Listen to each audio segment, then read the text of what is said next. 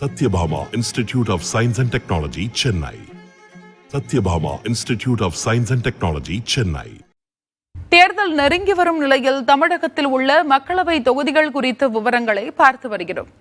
அந்த வகையில் ஸ்ரீபெரும்புதூர் மக்களவை தொகுதி குறித்த விவரங்களை பார்க்கலாம்.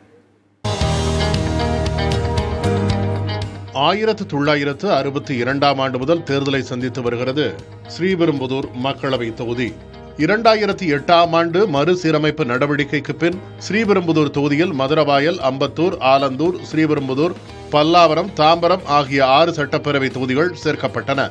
மதுரவாயல், அம்பத்தூர், ஆலந்தூர் ஆகிய 3ம் சென்னை மாவட்டத்திலும், பல்லாவரம், தாம்பரம், செங்கல்பட்டு மாவட்டத்திலும், ஸ்ரீபெரும்புதூர், காஞ்சிபுரம் மாவட்டத்திலும் அமைந்துள்ளன. இத்தொகுதியில் திமுக 9 முறை வெற்றி பெற்றுள்ளது. காங்கிரஸ் கட்சியும் அதிமுகவும் தலா 3 முறை வெற்றி பெற்றுள்ளன. காங்கிரஸ் கட்சியின் மரகதம் சந்திரசேகர் இந்த தொகுதியில் தொடர்ந்து 3 முறை வெற்றி பெற்றுள்ளார்.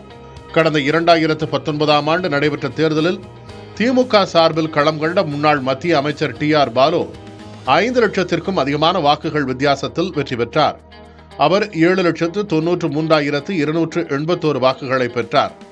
அவரை எதிர்த்து அதிமுக கூட்டணியில் போட்டியிட்ட பாட்டாளி மக்கள் கட்சியின் வைத்திலிங்கம் 2,85,326 வாக்குகளை பெற்றார்.